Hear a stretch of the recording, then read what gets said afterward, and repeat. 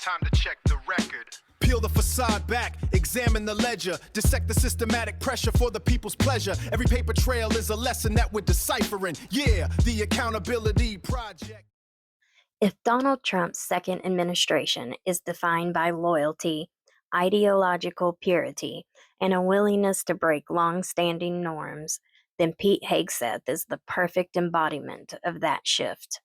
A former Fox News personality who turned Secretary of Defense, Hegseth represents the collision of media, politics, and military power, and the consequences of putting a conservative war warrior in charge of the world's largest fighting force. Pete's story begins in Minnesota, but his worldview forged in two places: the battlefield and the conservative media ecosystem. At Princeton, he wasn't just a politics student. He was already a right-wing supporter, running the Princeton Tory, a conservative publication. After 9/11, he became an infantry officer, deploying to Guantanamo Bay, Iraq, and later Afghanistan. His military service earned him Bronze Stars, but it also shaped his belief that America's strength was being undermined from within by bureaucracy, by wokeness, and by what he saw as a softening of American resolve. Here's a clip of Pete from 2021 explaining exactly that. The obsession of commands and command groups was compliance with the latest politically correct policy coming out of the Pentagon. I mean, the Pentagon has been infected with wokeism the same way so many other of our institutions have. And frankly, it started mostly under Obama, who chose certain generals based on their political points of view, not based on their pedigree for killing the enemy, but based on their willingness to comply with new priorities there, whether it was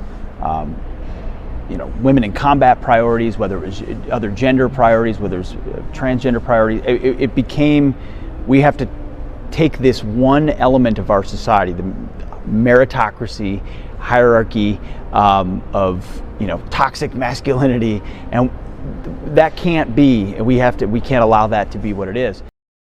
When he transitioned into media, he didn't soften that message. He amplified it. As a Fox News contributor and later co-host of Fox and Friends Weekend, Hegseth became a fixture in Trump's orbit, a reliable defender, a cultural combatant, and eventually a trusted advisor. In 2025, Trump rewarded that loyalty by nominating Hegseth as Secretary of Defense, a move that stunned the national security establishment. His confirmation was razor thin, requiring the vice president to break a 50-50 tie. From day one, Hegseth made it clear he wasn't there to manage the Pentagon. He was there to remake it. Pete, thank you for being willing to put yourself out there. I think you've shown yourself a man of deep character and of resolve over the last few months. Jennifer, thank you for standing by, our new Secretary of Defense, and your beautiful family, from your kids to the extended family. You guys did a hell of a job. We're proud of you, and we're glad to have you in Washington as we work to make America great again. So with that, let me administer the oath of office. Kids, come on up.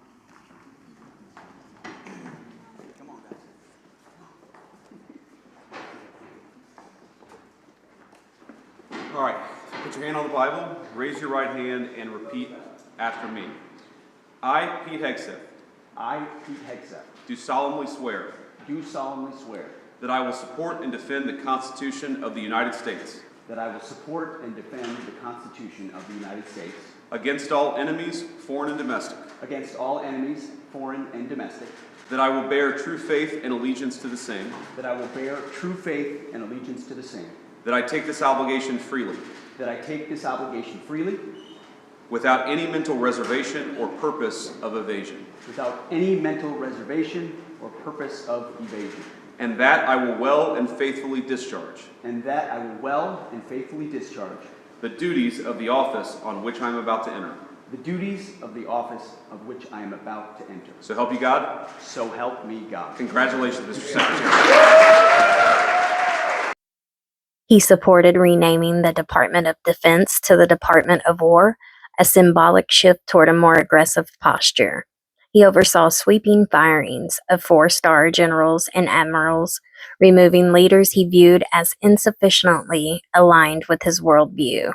He publicly attacked diversity initiatives, arguing they weakened the military, a theme he had held to even in the books he has written.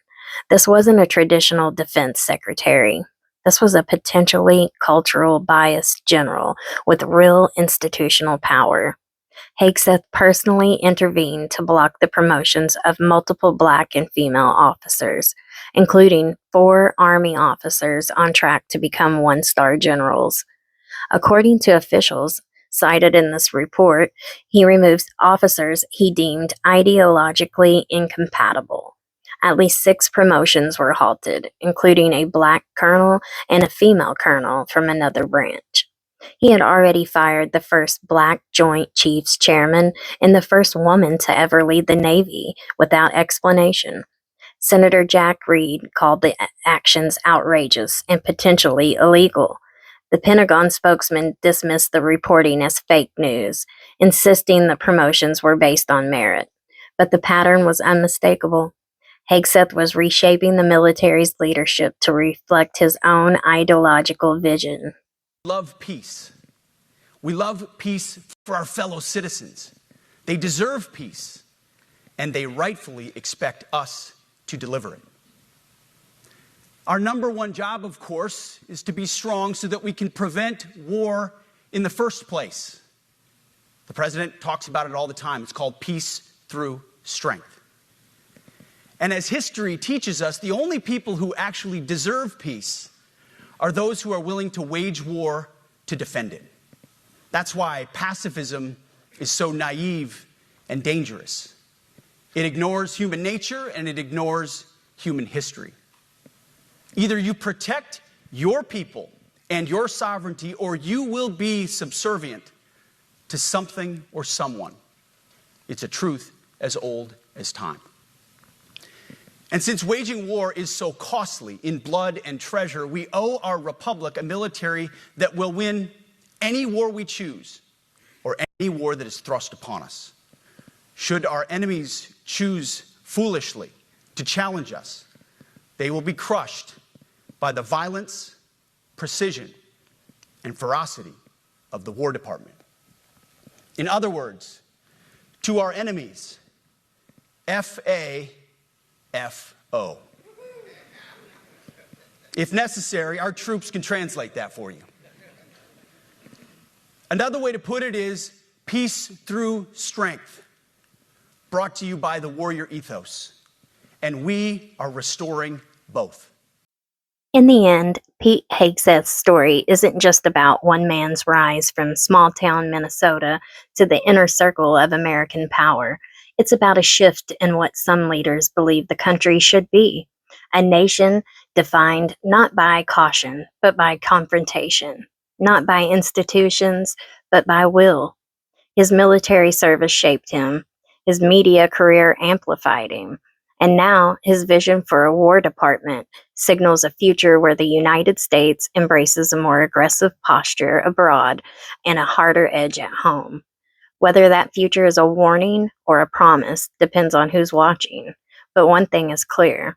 Pete Hegseth is no longer just commenting on American power. He's trying to redefine it. For the people!